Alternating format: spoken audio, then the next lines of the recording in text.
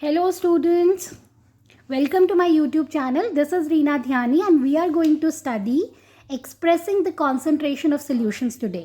Last video में हम लोगों ने सॉल्यूशंस के बारे में पढ़ा था बेटा. आज हम पढ़ रहे हैं कि कॉन्सेंट्रेशन ऑफ सॉल्यूशन हमें क्या बताता है और हम कैसे कैसे हम क्या मेथड्स यूज़ करके डिफरेंट कॉन्सेंट्रेशन के सॉल्यूशंस बना सकते हैं. सबसे पहले कॉन्सेंट्रेशन ऑफ सॉल्यूशन हमें बताता है composition of solution.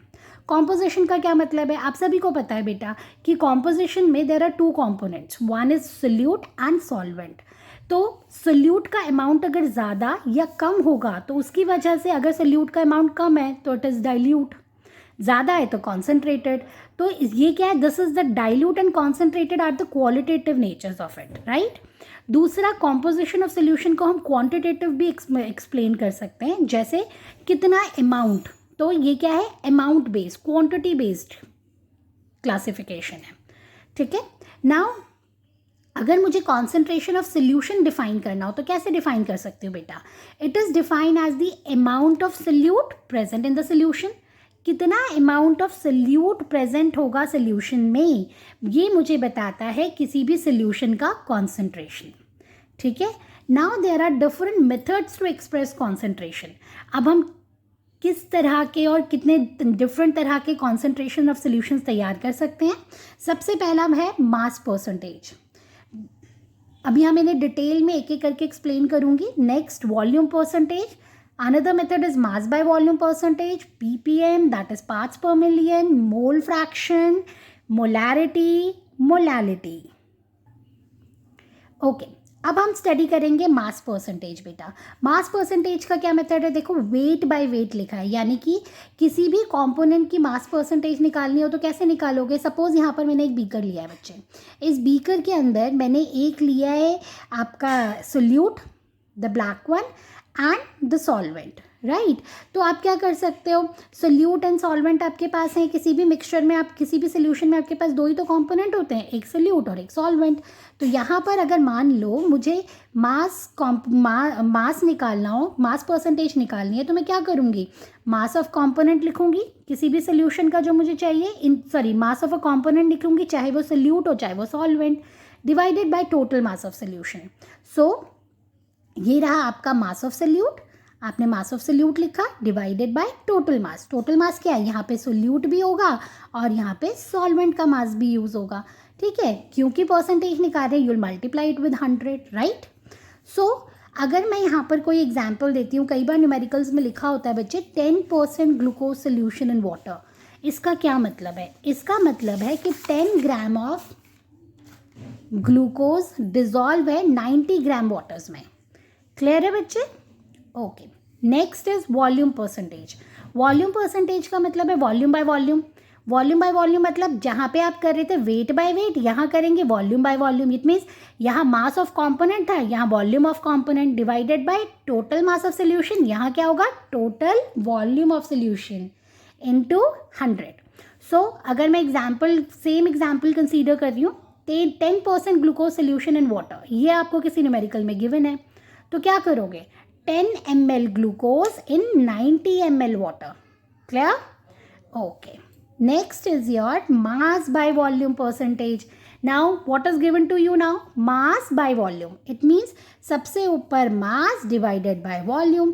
So you'll put the value of mass of solute divided by the total volume of solution into 100. So 10% of, अगर मैं आपसे कहूँ 10% of glucose solution means 10 gram of glucose in 100 ml of water. Okay. अभी हम लोगों ने क्या क्या पढ़ लिया, हमने मास परसेंटेज पढ़ ली, हमने वॉल्यूम ऑफ परसेंटेज पढ़ लिया और हमने मास बाय वॉल्यूम परसेंटेज पढ़ ली. अब हम पढ़ने वाले parts per million. Parts per million क्या होता है, इसे हम शॉर्ट में पीपीएम भी बोलते हैं. यानी कि ये हमें बेसिकली सबसे इम्पॉर्टेंट बात, ये हमें ट्रेस क्वांटिटीज़, यानी कि अगर आपका सोल्यूट बहुत माइन्यूट क्वांटिटी में प्रेजेंट है सोल्यूशन में, तो आप पीपीएम का मेथड यूज़ कर सकते हो. अब जो पार्ट्स पर मिलियन है, इसका फॉर्मूला होता है number of parts of the component. कितने number of parts of component आपके पास प्रेजेंट है, divided by total number of parts of all the components of solution. ठीक है, इनटू मिलियन से मल्टीप्लाई करेंगे क्योंकि आप क्या निकाल रहे हैं, parts per million. Concentration in PPM, कहता है पीपीएम में अगर हमें कॉन्सेंट्रेशंस को एक्सप्रेस करना होता है तो हम इसे मास टू मास भी एक्सप्रेस कर सकते हैं, हम इसे वॉल्यूम टू वॉल्यूम भी एक्सप्रेस कर सकते हैं, और हम इसे मास टू वॉल्यूम में भी एक्सप्रेस करते हैं बेटा। ठीक है, यहाँ तक सबको समझ में आ गया? ओके। मोल फ्रैक्शन को बच्चे हम एक्स से डिनोट करते हैं। क्लास 11th में आपने बहुत मोल फ्रैक्शन पढ़ा है। एक एग्जांपल ले रही हूँ, यहाँ पर जितने भी आपके डॉट रेड डॉट्स हैं ये आपको मैंने ले लिया number of moles of solute consider कर लिया है, जिसका गिवन मास आपके पास WB है और जिसका मोलर मास आपके पास B है, MB है। ऐसे ही मैंने कहा कि number of moles of solvent है ये इसका गिवन मास है सॉल्वेंट का सोल्यूशन में, और ये इसका मोलर मास है सॉल्वेंट का। बिल्कुल इसी तरह से मोल फ्रैक्शन भी होगा इसका। मोल फ्रैक्शन समझते हो ना कि टोटल में से कितना मोल फ्रैक्शन सोल्यूट का है और कितने नंबर ऑफ मोल्स किसके हैं, सोल्यूट सॉल्वेंट के हैं, ये आपको निकालना है। अगर अब मुझे मोल फ्रैक्शन ए का निकालना है तो क्या करूँगी बच्चे मैं, ये बिल्कुल ऐसा है कि सपोज़ आप पिज़्ज़ा खा रहे हो और पिज़्ज़ा का एक साइड का एक पीस एक बच्चे ने खा लिया तो रेस्ट ऑफ द फ्रैक्शन कितना बचा।